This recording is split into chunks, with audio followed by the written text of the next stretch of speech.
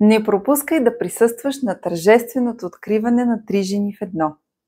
Мястото, където ще се срещнат трите основни роли на жената – аз, семейство и професия.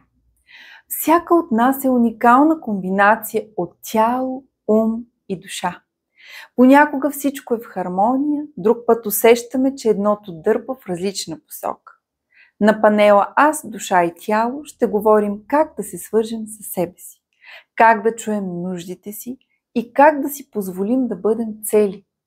Вдъхновителките на Три жени в едно ще споделят лични и професионални прозрения, които могат да променят начина, по който се грижим за себе си.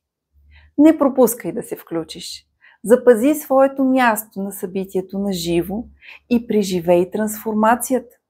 Очаквам те в събота, 4 октомври от 2 часа в хотел Санкт Петербург, Пловдив.